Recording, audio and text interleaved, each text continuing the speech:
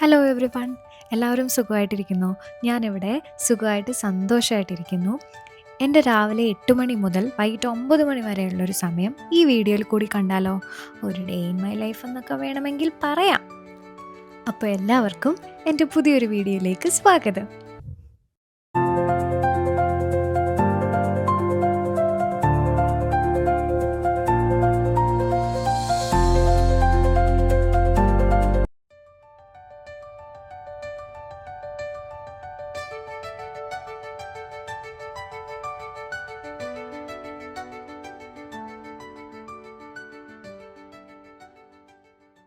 ഈ വിൻ്റർ തുടങ്ങിക്കഴിഞ്ഞാൽ ലൈഫ് ഒരു ബ്ലാക്ക് ആൻഡ് വൈറ്റ് മൂഡാണ്. സൺലൈറ്റും കളറും ഒന്നും ഇല്ലല്ലോ.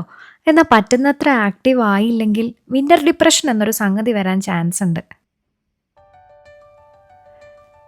ഇപ്പോൾ കുറച്ച് നാളായി first thing in the morning നല്ലോണം വെള്ളം കുടിക്കുക എന്നതാണ്.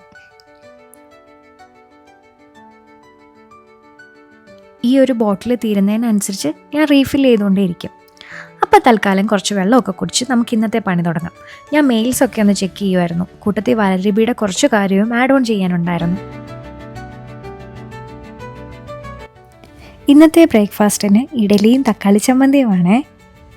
ഇന്നലെ മാവൊക്കെ അരച്ച് സെറ്റ് ചെയ്ത് വെച്ചതുകൊണ്ട് കാര്യം കുറച്ചും കൂടി എളുപ്പമായി.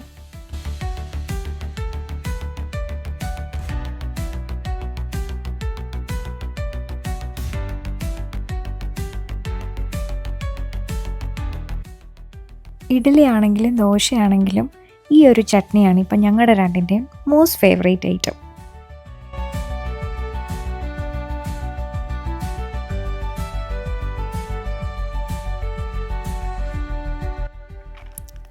കാര്യം സിമ്പിളുമാണ് ഉണ്ടാക്കാൻ.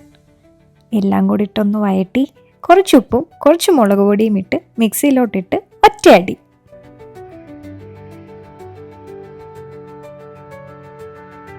അനൂപ് വർക്കിന് പോയി, ഞാൻ മാത്രമേ ഉള്ളൂ. ഇനി എനിക്ക് അതിൻ്റെ ഇടയ്ക്ക് ഒരു കോൾ വന്നു, വർക്ക് ഉണ്ടായിരുന്നു, ക്ലാസ് ഉണ്ടായിരുന്നു.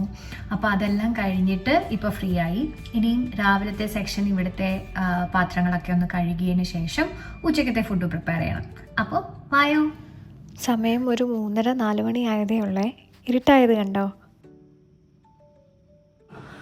ചിലപ്പോൾ ഞാൻ ഉച്ചക്കത്തെ സ്കിപ്പ് ചെയ്തിട്ട് രാത്രിയിലും കൂടെ ഒരുമിച്ച് കഴിക്കും. ഉച്ചയ്ക്കെന്ന് പറഞ്ഞു കഴിഞ്ഞാൽ ഇപ്പം സമയം ഇവിടെ 4 മണിയായേ.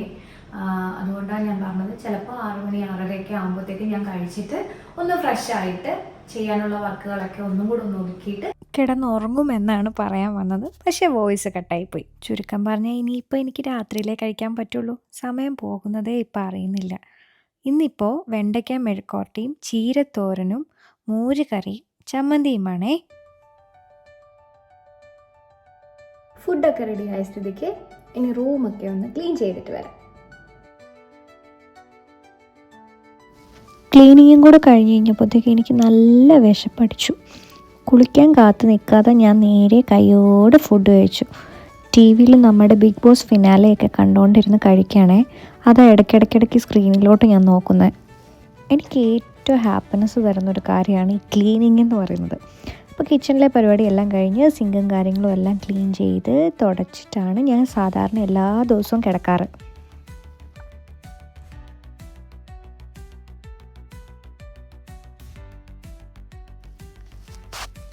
ഇനിയൊന്ന് ഫ്രഷായിട്ട് സ്കിൻ കെയറൊക്കെ ഒന്ന് ചെയ്തിട്ട് സുഖമായിട്ട് കിടന്നുറങ്ങണം.